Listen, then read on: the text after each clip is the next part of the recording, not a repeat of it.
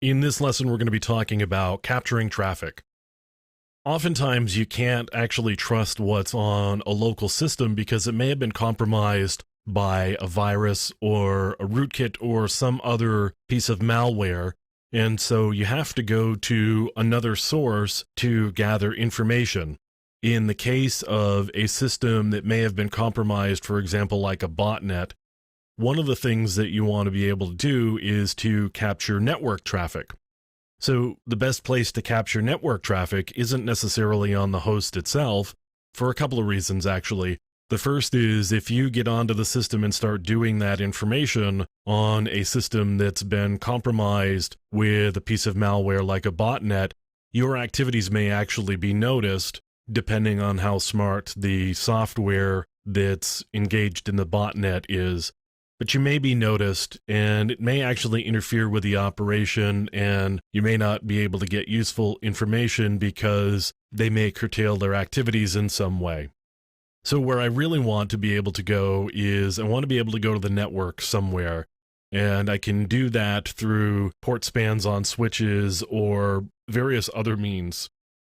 There are some tools that you want to be familiar with, whether you're capturing on the host in the case where you feel you can, or you feel you have no other option, or in the case where you've redirected some network output. So what I want to be able to use is a tool like Wireshark, for example. So I've got Wireshark here, and I am going to launch a network capture by going to the capture menu and selecting interfaces, and I forget that I actually have to be administrator here, so I'm going to do this. And it's telling me that this is dangerous to run with root privileges, but I can't actually capture traffic on interfaces without root privileges. And so I'm going to run with root privileges so that I can look at traffic. And I've got BR0, which I know is my primary interface, and I'm just going to hit start, and it's going to start up a capture here. So I'm seeing a lot of traffic, and I can run this for a little while and see all of the traffic that goes on here and capture all of it. At some point, I am going to want to stop the capture, and right here there's the red octagon with the X running through it that says stop the running live capture. And I'm going to stop the capture.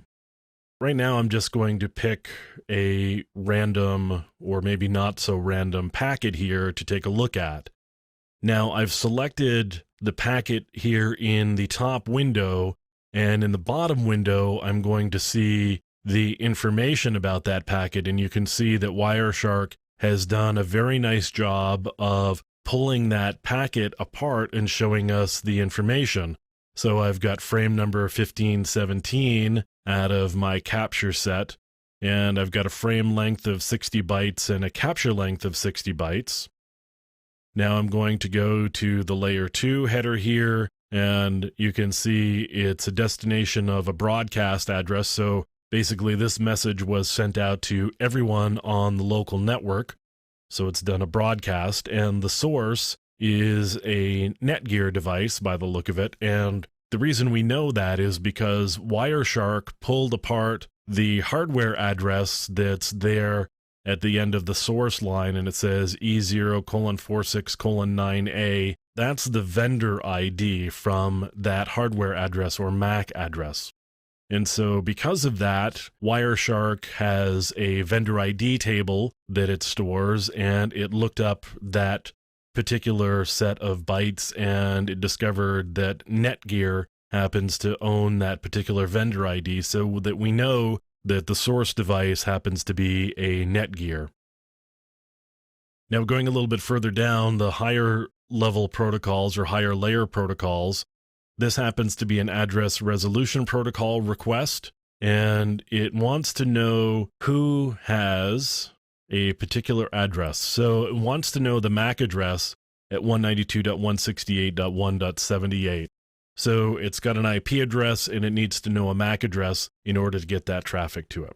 This is just one example of all of the different packets that I've got here that I can take a look at. And here's another ARP request. And there's a lot of packets here, and it's really easy with Wireshark to take a look at what's going on. Of course, you still need to be able to understand the protocols a little bit to pull them apart and see what's really happening.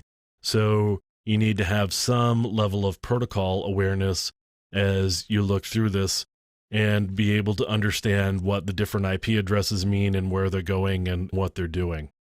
But Wireshark is one way that you could capture traffic. It's a pretty good way because it's graphical. You can clearly and easily see what's going on. You can also do filters. So I could do a filter on just ARP requests. I could do a filter on HTTP requests, and you could see those there. So that's Wireshark and one way of doing packet captures. And I'm going to quit without saving here. So I've got a Linux system, although this would work on a Mac OS system as well as various BSD systems. So systems that are Unix-like typically would have the utility TCP dump. And that's a command line way of getting the same sort of information that I get with Wireshark.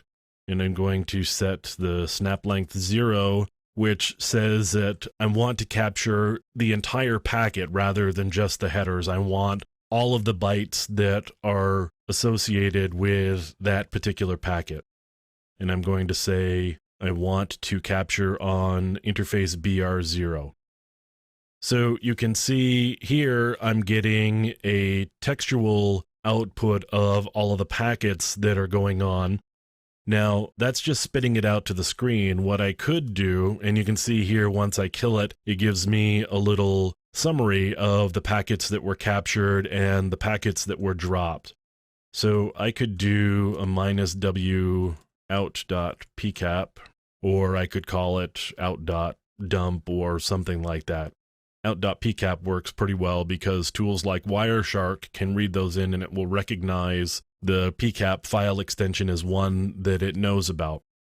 So I'm going to say out.pcap, and now I'm listening on BR0. Rather than spitting out to the screen though, I'm actually writing them out to this file out.pcap. So I can kill that. And it says I've got 23 packets captured and 24 packets received by the filter. And that means that I got one packet that didn't actually get captured or written out before the kill message had been received.